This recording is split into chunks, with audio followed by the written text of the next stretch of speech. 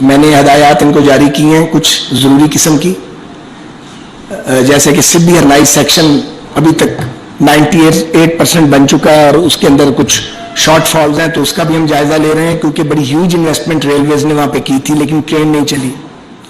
بہت سارے پروجیکٹ میں نے اب دیکھے ہیں جو 4 سال پہلے جہاں ہم چھوڑ گئے تھے وہیں کھڑے ہیں، ان کے اندر کوئی پیش رفت نہیں ہوئی۔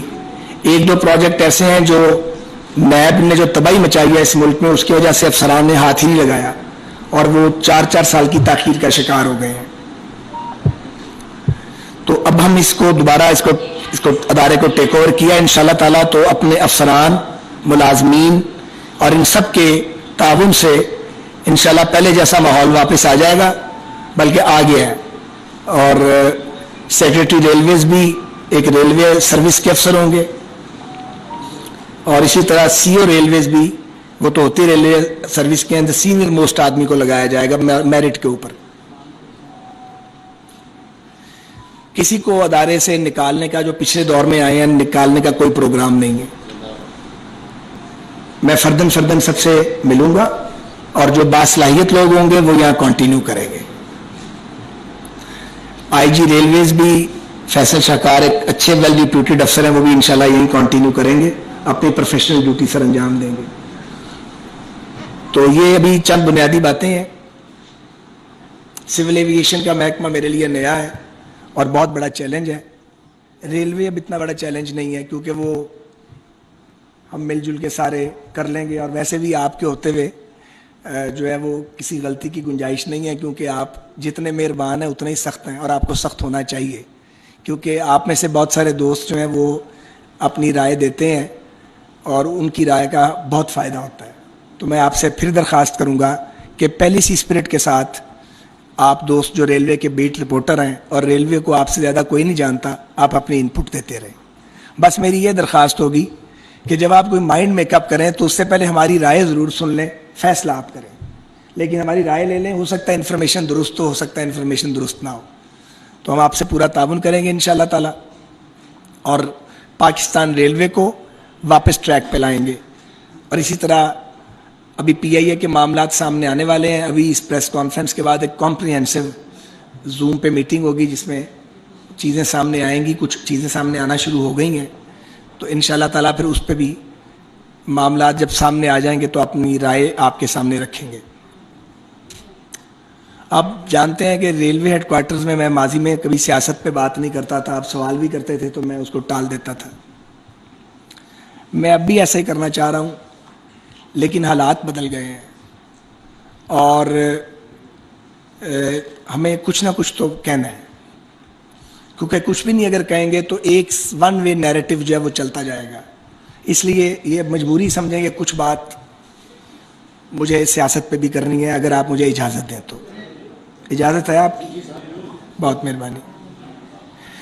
گزارش یہ ہے کہ ایک آدمی کو اس کی نہ لائقی، نہ تجربہ کاری، نہ اہلی، منتقم مزاجی، بیڈ گورننس اور ایروگنس، تکبر، اس کی بنیاد پہ نکالا گیا ہے، اور نکالنے کا سہرا ان کو موصوف کو 17 اراکین ہیں جو الائز کے ان کے، اور 20 جو ان کے ساتھی تھے جنہوں نے ریبیل کیا ان کی حرکتوں سے، ان کے سر ہے۔ یہ کل 37 لوگ ہیں، 37۔ یہ سارے کے سارے پاکستانی ہیں ٹھیٹ، اور یہ سارے نون لوگ ہیں، اور یہ سارے وہ لوگ ہیں جو کئی بار پاکستان کی اسمبلیوں میں اور اداروں میں الیکٹ ہوتے رہے ہیں۔ ان میں سے کوئی غیر ملکی نہیں ہے، یہ سب پاکستانی ہیں۔ اگر عمران خان صاحب بیہیو کرتے، اور سب سے بڑی جو انہیں بیماری لاحق ہے تکبر کی، وہ یہ سمجھتے ہیں کہ وہ عقل کل ہیں اور باقی سارے بے وقوف ہیں، اور آتا جاتا موصوف وہ ککھ نہیں ہے سوائے بد زبانی کے۔ تو اگر وہ لوگوں سے پیار کا برتاؤ اپنے ساتھیوں سے کرتے اور ریاستی معاملات کو سنجیدگی سے چلاتے تو وہ حکومت کر رہے ہوتے، ہمیں عدم اعتماد لانے کی کیا ضرورت تھی، ہمارے تو نمبر ہی پورے نہیں تھے۔ تو ایک طرف انہوں نے اپوزیشن کو پیس ڈالا، انتقام کی چکی میں پیسا، سول سرونٹس کو کام نہیں کرنے دیا، ان پر نیب چڑھا دی، اور ہم پر بھی نیب چڑھا دی۔ اور اب دوسری بار ہمیں جیلوں میں ڈلوانا چاہتے تھے اور چاہتے تھے کہ مرضی کے جج آ جائیں, مرضی کی عدالتیں ہوں اور یہ سارے جو ہیں یہ جیلوں میں چلے جائیں. یہی تھا نا موٹو, اور کیا تھا ان کا؟ مجھے آپ یہ بتائیں 22 کروڑ کا ملک جو ایک نیوکلیئر سٹیٹ ہے وہ انتقام کی بنیاد پہ چل سکتا ہے؟ جہاں لوگوں کے پاس کھانے کے لیے روٹی اور پہننے کے لیے کپڑا نہیں ہے, جہاں کلین ڈرنکنگ واٹر آپ لوگوں کو نہیں دے سکتے, جس کے شہروں میں سیوریج کھڑا رہتا ہے اور پونڈنگ ہوئی ہے, اور ہم 50 سال پرانی زندگی گزار رہے ہیں, دنیا 50-100 سال آگے جا چکی ہے. وہاں وقت ہے اتنا کہ جسے حکمران منتخب کیا جائے یا ایون سلیکٹ کیا جائے عمران خان کی طرح, وہ آ کے تو ڈنڈے ماری شروع کر دے. اس شخص نے کی, پہلے اس نے ہمیں چور بنانے کی کوشش کی, سب ملے ہوئے تھے اور جناب چور بنانے کی کوشش کی, پھر ہمیں دائرۂ اسلام سے خارج کروانے کی کوشش کی, اور جب سب کچھ فارغ ہو گیا, کوئی حربہ جو ہے وہ کامیاب نہیں ہوا, تو اب کہہ رہا کہ غیر ملکی سازش ہے. تو کل نواز شریف صاحب نے ٹھیک کہا کہ تم نے ایٹمی دھماکہ کیا جو تمہارے خلاف غیر ملکی سازش ہوگی, تم سی پیک لائے ہو, معاشی دھماکہ کیا جو کوئی تمہارے خلاف ہوگا. تم نے کیا ہے؟ کیا یہ ہے کہ آپ نے کشمیر جو ہے وہ مودی کی جھولی میں ڈال دیا. کیوں نہیں کی؟ کیا یہ ہے کہ آپ کو جب ٹرمپ ملا تو آپ نے کہا میں دوسرا لگتا ہے ورلڈ کپ جیت کے آیا ہوں. یہ میرے الفاظ تو نہیں ہے. کیا یہ ہے کہ آپ نے ایک یہودی سابقہ رشتہ دار کی الیکشن کیمپین کی لندن جا کے, اور جو پاکستانی تھے صادق خان صاحب لندن کے جو میئر ہیں ان کو اپوز کیا اوپن, کہتے دوسروں کو ہیں آپ کو شرم بھی کوئی نہیں آتی.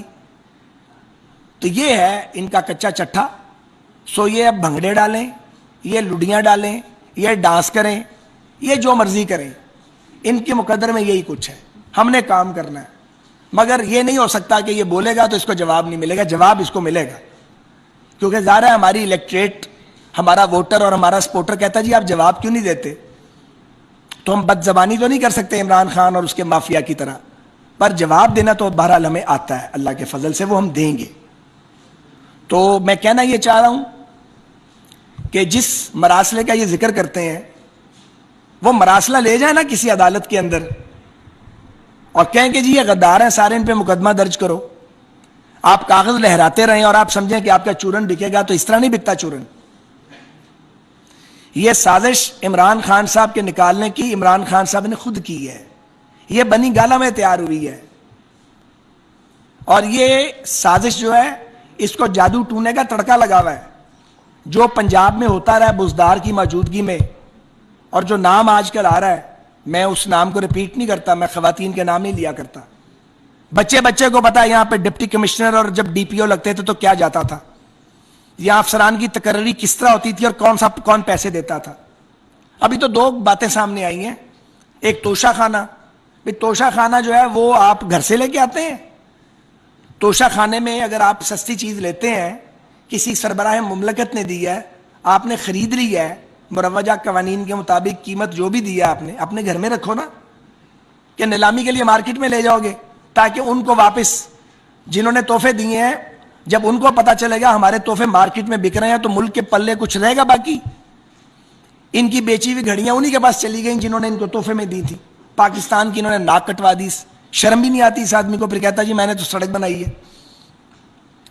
اور یہ جو بنی گالا اور وزیر اعظم ہاؤس کا پھیرا تھا جو 98 کروڑ میں پڑا ہے, جواب دے نا اس کا. بنی گالا سے اگر آپ اپنے انٹرو لاج میں جاتے پرائم منسٹر کے تو 15 منٹ بھی نہیں لگتے پی ایم ہاؤس جانے میں. ویسے آپ کہتے تھے کہ میں یونیورسٹی بنا دوں گا, گورنر ہاؤسوں کی دیواریں گرا دوں گا, میں تو پرائم منسٹر ہاؤس میں رہوں گا ہی نہیں جی, میں تو 2 ملازم رکھوں گا. سارے ویسے ہی تھے. 1 ارب روپیہ تم نے گھر سے بنی گالا سے وزیر اعظم ہاؤس جانے پہ خرچ کر دیا ہے. اس سے بڑی اور نوابی کیا ہوگی مجھے بتائیے. ابھی پی ایم ہاؤس اور پی ایم سیکریٹریٹ کا خرچہ سامنے نہیں آیا, وہ الگ ہے. تو بات یہ ہے بھائی کہ ہم کسی کی گرفتاری کے حق میں نہیں ہیں. ہم خود جیلوں میں زندگی میں گئے ہیں بہت بار.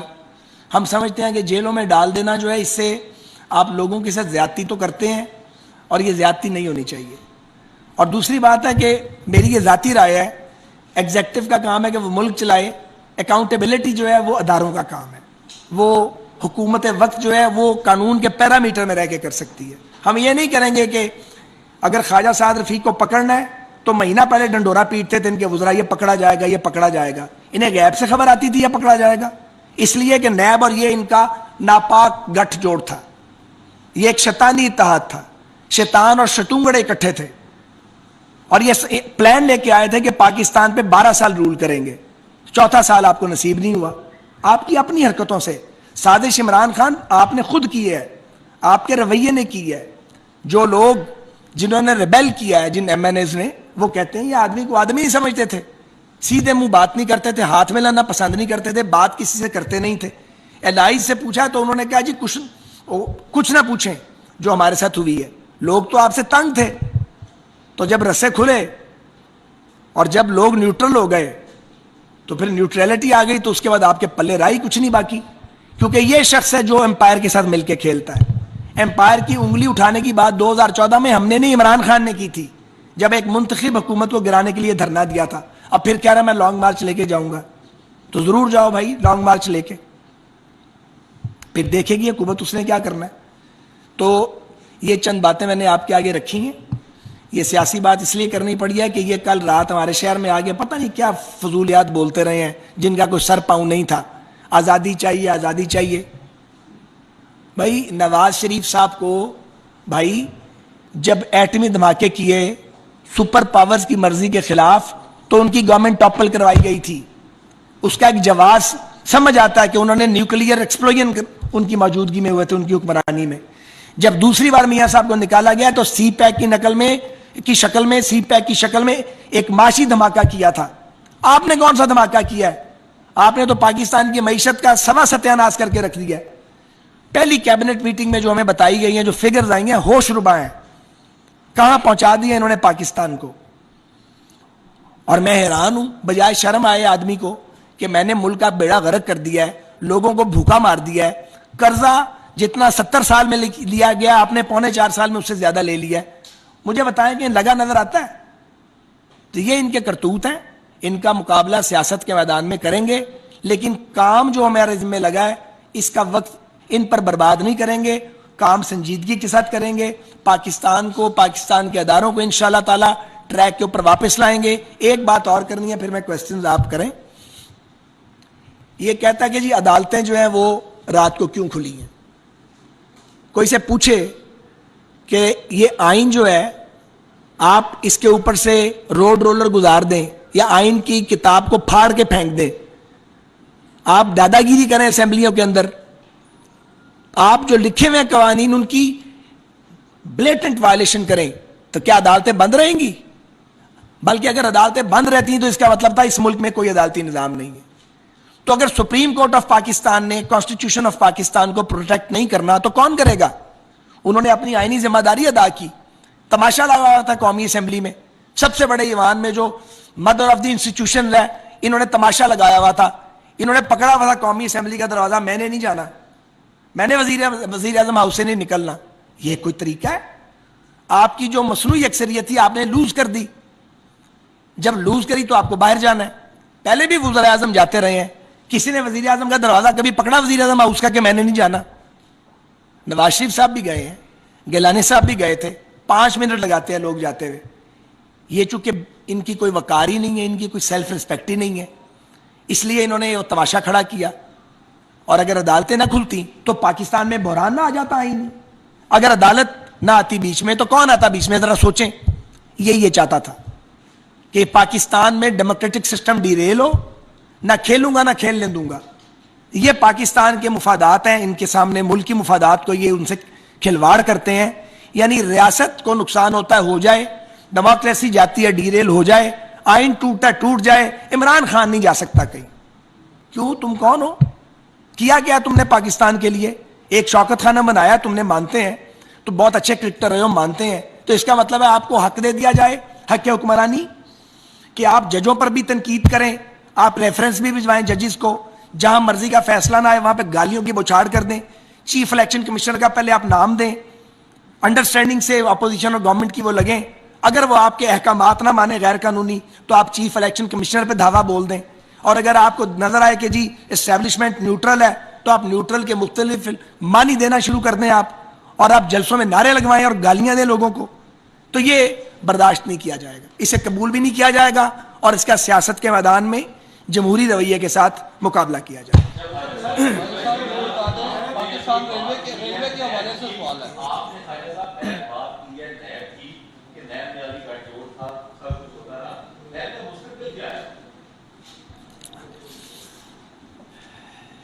اصولی طور پہ تو میری ذاتی رائے یہ ہے, جماعتی رائے نہیں کہہ رہا, میری ذاتی رائے یہ ہے کہ نیب کے ادارے کو آپ کو ختم کرنا چاہیے. ان کی جابز کا تحفظ ان کا ہونا چاہیے, ان کو کھپنا چاہیے مختلف اداروں میں, لیکن میرا نہیں خیال کہ ایسا ہوگا, کیونکہ یہ تو میری ذاتی رائے ہے. ایک سیکنڈ یار.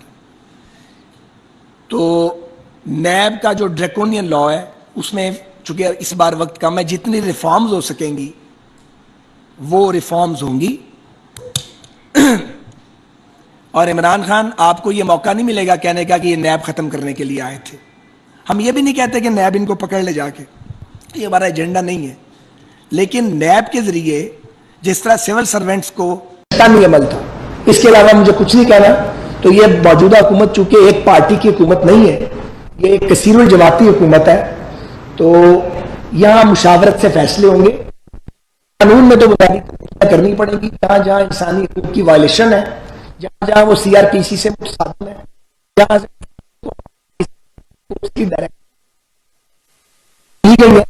ان سے تو اس کی روشنی میں کوئی ایک ڈرافٹ بنے گا میرے خیال میں. ایک سیکنڈ ایک سیکنڈ پہلے ادھر سے پھر میں آ رہا ہوں. اور بچہ نا آپ کی ادھر بھی آتا ہے, ایک سیکنڈ.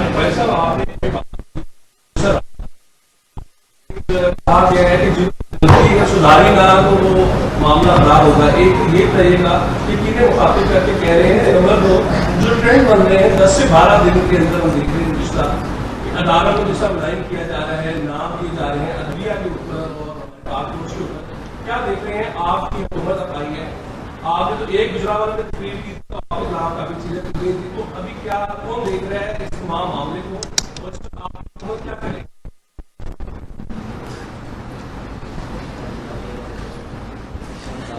عاصم صاحب نے مجھے پنسانے کا سوال کیا ویسے کہ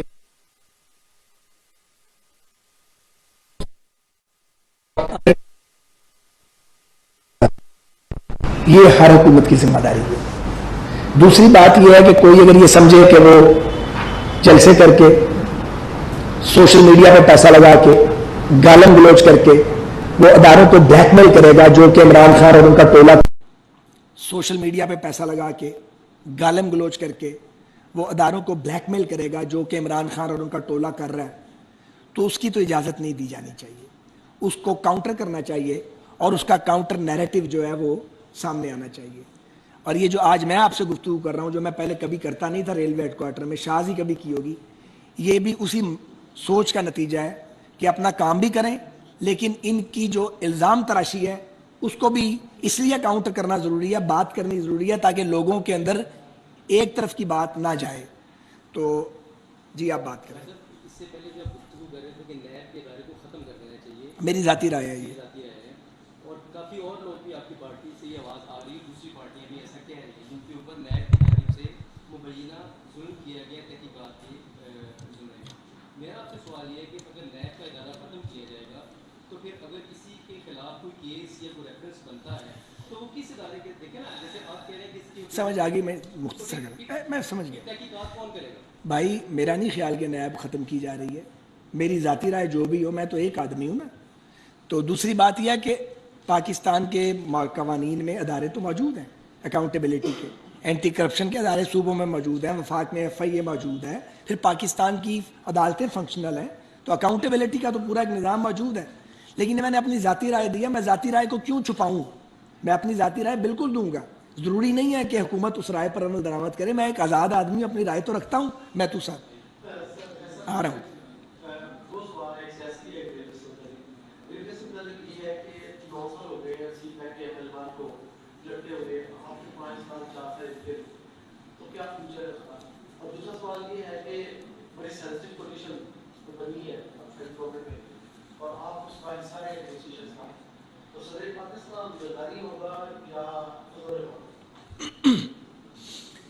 جہاں تک ML1 کا تعلق ہے, یہ آپ سب کو پتہ ہے کہ اس کا تعلق پاکستان کے مستقبل کے ساتھ ہے، صرف ریلوے نہیں، پاکستان کے مستقبل کے ساتھ.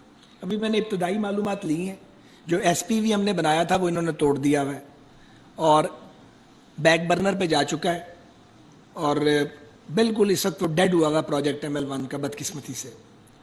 اب معاملہ یہ ہے کہ اس کا جو پورٹ فولیو تھا 4 سال میں چونکہ کچھ نہیں ہوا تو وہ پرائسز اوپر چلی گئی ہوں گی ڈیفینیٹلی، اس کو ری نیگوشیٹ کرنا پڑے گا میرا خیال ہے.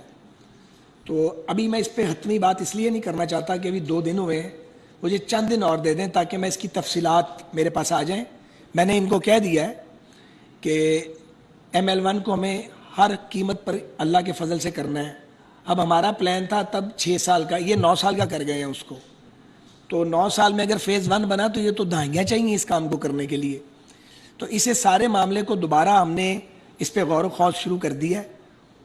کچھ دنوں کے بعد ہم آپ کو اس پوزیشن میں ہوں گے بتائیں کہ ہم کیسے موو کریں گے اس ڈائریکشن میں. لیکن یہ طے ہے کہ ML1 کو بنائے بغیر گزارا نہیں ہے. اور یہ واضح کر دوں کہ ML1 پہ 4 سال میں ایک قدم آگے نہیں گئے، جہاں ہم نے چھوڑا تھا وہیں پڑا ہوا ہے. اگر میں یہ غلط کہہ رہا ہوں تو جو سابق وزرائے ریلوے ہیں ان کو یہ حق حاصل ہے کہ وہ ٹی وی پہ آ جائیں، مجھے بھی بلا لیں اور بتا دیں کہ انہوں نے پچھلے 3.25 سال میں جہاں ہم نے کام چھوڑا تھا وہاں سے کون سا کام ایڈ کیا ہے ML1 کے حوالے سے. ایک قدم آگے نہیں گئے بھائی صاحب، ایک قدم.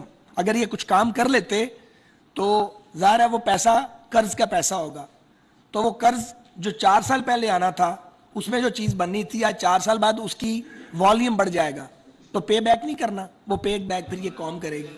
تو اس کو سارے کو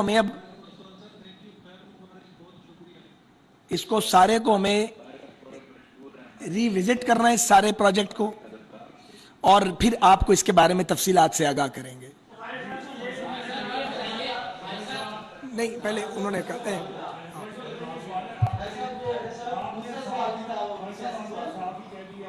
میں بتاتا ہوں یار، یہ کسی کا کوئی کسی دوست کا نا کوئی سیٹ ہے جس کی آواز مائک میں آ رہی ہے، دیکھیں ذرا کائنڈلی، ڈسٹرب ہو رہا ہے اس. جی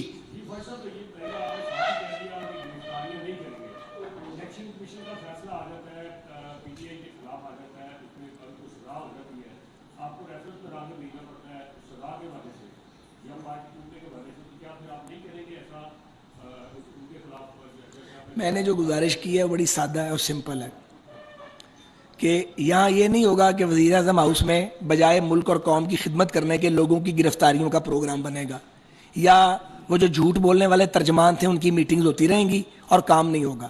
ہم یہاں کام کے لیے آئے ہیں، لوگوں سے انتقام لینے کے لیے نہیں آئے. اگر کسی نے خرابی کی ہے، اگر کسی نے گڑبڑ کی ہے تو قانون اپنا راستہ خود ہی بنائے گا. آ رہے ہیں بٹ صاحب آ رہے ہیں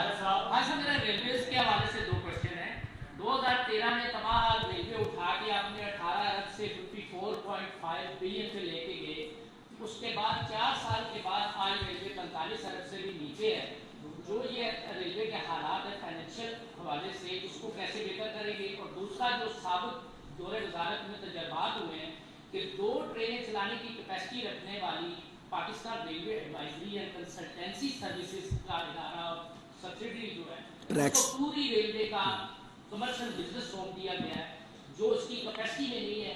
یا ریلوے اس کیپیسٹی نہیں رکھتی کہ یہ سارا کام خود کرے؟ اس کے بارے میں دیکھیں، آج میں نے PSDP پہ پہلی بریفنگ لی ہے. ابھی 3 دن کم از کم PSDP پہ بیٹھنا پڑے گا کیونکہ PSDP پرانا بھی دیکھنا ہے اور اگلی بجٹ تجاویز کو بھی ایویلیویٹ کرنا ہے. یہ بڑا سنجیدہ کام ہے اور آپ کو میرے وے آف ورکنگ کا پتہ، میں آرز اینڈ آرز ڈسکشن کرتا ہوں تاکہ ہم کسی نتیجے پہ پہنچ جائیں.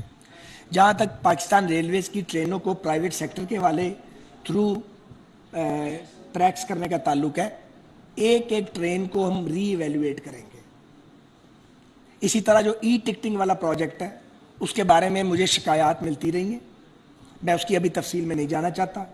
اس کی ری ایویلیویشن کا میں نے ڈائریکشن دے دی ہے. کام ہم نے میرٹ پہ کرنا ہے اور اگر کہیں خرابی ہوئی ہے اس کی اصلاح کریں گے، نہیں ہوئی اس کو اس کے مطابق چلنے دیں گے. بٹ صاحب میں بولوں گا پھر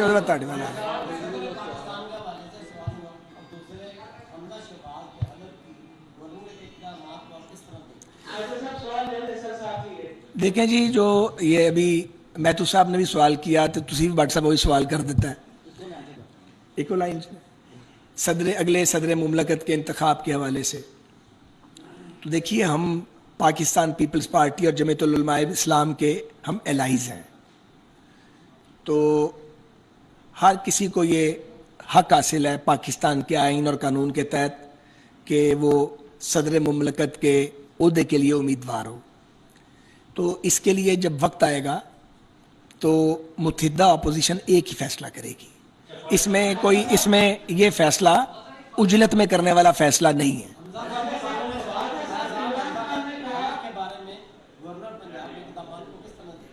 میں سمجھتا ہوں کہ عمر سرفراز چیمہ صاحب پولیٹیکل ورکر ہیں, انہیں آخری دنوں میں گورنر پنجاب کی قربان گاہ پہ چڑھا دیا گیا ہے. میں ان کی عزت کرتا ہوں, لیکن یہ جو وہ کر رہے ہیں ان کو کرنا نہیں چاہیے, کیونکہ ایک منٹ یار, کیونکہ ایک آئینی آپ کی ذمہ داری ہے. اگر آپ کو آخری دنوں میں جب ہر چیز ختم ہو گئی ہے, انہوں نے لگا ہی دیا ہے, تو آپ جو پولیٹیکل اپنا کیریکٹر ہے اس کو آپ مسخ نہ ہونے دیں, اور اب آئین اور قانون کے مطابق انہیں کرنا چاہیے تھا جو نہیں کیا.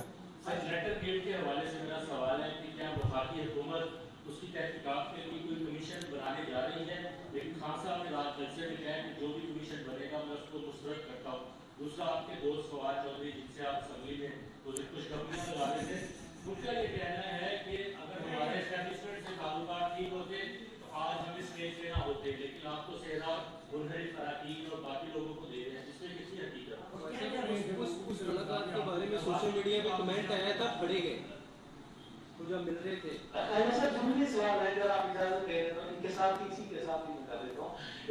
میرا خیال آپ سوال کرتے رہے, میں پھر ایک ہی بار جواب دیتا ہوں.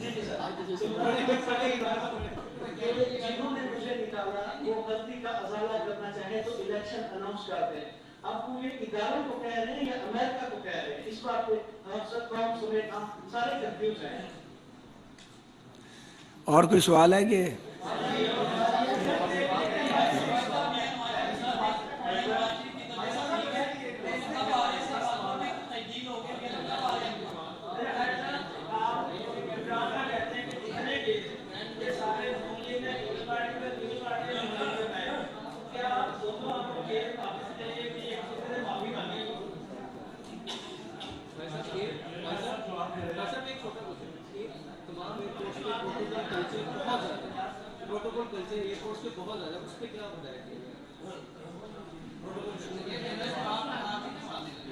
یہ انوکھی پریس کانفرنس ہے ویسے میری زندگی کی, کہ جس میں سوال ہو رہے ہیں اور آپ ابھی اور کرنا چاہیں تو کریں, مجھے تو اعتراض نہیں ہے.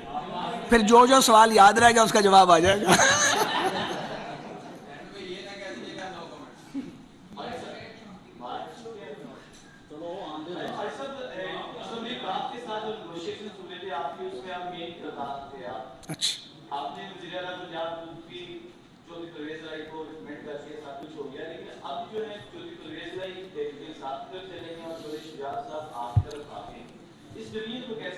چودھری شجاعت حسین صاحب ایک آنریبل سیاستدان ہیں. جب ہم نے چودھری پرویز الہی صاحب کو ان کے گھر جا کے وزارت اعلیٰ کی پیشکش کی تھی, اس پیشکش کے وقت یعنی اس دن شاید اس دن تو وہ نہیں تھے چوہدری صاحب, نہیں تھے چوہدری صاحب بھی تھے اس دن, آ گیا یاد مجھے تو. لیکن اس پیشکش سے پہلے جو ڈسکریٹ میٹنگز ہوئی تھی ان میں بھی چودھری صاحب موجود تھے, چودھری صاحبان موجود تھے. شجاعت صاحب نے اپنی زبان کی پاسداری کی ہے, طارق بشیر چیمہ صاحب نے اپنی زبان کی پاسداری کی ہے. انہوں نے جب کمٹمنٹ کر لی ہے تو پھر اپنی عزیز داری کو راستے میں رکاوٹ نہیں بننے دیا. یہی وجہ ہے کہ ہم نے طارق چیمہ صاحب سے بھی درخواست کی اور شجاعت صاحب کو بھی ریکویسٹ کی کہ وہ سالک صاحب کو اجازت دیں اور ان کو فیڈرل کیبنٹ میں لینا چاہیے. سالک حسین بڑا از اے جینٹل مین, میں ان کو ملا ہوں, کم ملا ہوں. شجاعت صاحب کا صاحبزادہ, وہ اپنے والد کی تصویر ہے. تو ایسے لوگوں کو آگے لانا چاہیے اور ان کے توانائی سے اور ان کی صلاحیت سے کام لینا چاہیے.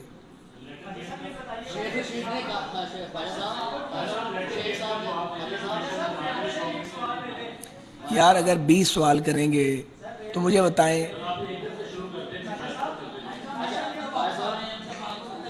اچھا جی, اب میرا خیال ہے پلیز بس بھائی بس جوان بس پیارے بھائی, ایک منٹ ایک ایک کر کے نا, جو ایک طریقے سے چلنا چاہیے. لیٹر گیٹ جو ہے جی اس کا ہم چاہتے ہیں کہ اس پہ ایک کمیشن آف انکوائری بنے, وہ بھلے پارلیمنٹری کمیشن ہو یا جوڈیشل کمیشن ہو. اس کا بھی فیصلہ نہیں ہوا. جہاں تک عمران صاحب کہتے ہیں کہ وہ نہیں مانیں گے تو نہ مانے, اس سے کیا فرق پڑتا ہے؟ ان نے کبھی کسی کی مانی ہے آج تک؟ اور عقل والی بات تو وہ ویسے ہی نہیں مانتے. اس لیے ایک بات انہوں نے کی ہے, یا وہ اس کو ثابت کریں گے, اور اگر وہ اسے ثابت نہیں کریں گے تو پھر ہم نے اس کو نگیٹ کرنے کے لیے اس کے ثبوت سامنے لانے ہیں. یعنی وہ یہ نہیں ہو سکتا کہ کوئی آدمی اس ملک میں کھڑا ہو کے کہہ دے کہ فلاں غدار ہے. آپ ہیں کون غدار کہنے والے؟ آپ نے کیا کیا اس ملک کے لیے؟ آپ پاکستان بنانے والوں کی اولادوں کو غدار کہیں بیک جنبش قلم, تو آپ کا خیال ہے آپ کو جواب نہیں ملے گا؟ بہت چپ رہے ہیں ہم. بالکل ہم اس کا جواب دیں گے. اس کی انکوائری ہونی چاہیے. زیادہ بہتر یہ ہے کہ عمران خان خود جائے پاکستان کی سب سے بڑی آئینی عدالت میں, اور وہاں پہ خط پیش کر کے کہے کہ یہ خط اور میرے خلاف سازش ہوئی ہے. یہ تھوڑے ہے کہ وہ چورن بیچتا رہے گا, ایک کاغذ لہراتا رہے گا اور ہم اس کی شکل دیکھتے رہیں گے.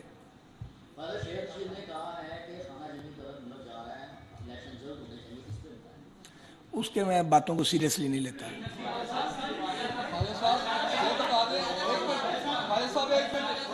Thank you very much. جو اگلے پروجیکٹس ہیں وہ اگلے 2-3 دن میں ہم پی ایس ٹی پی پچھلا اور جو اگلا پرپوزڈ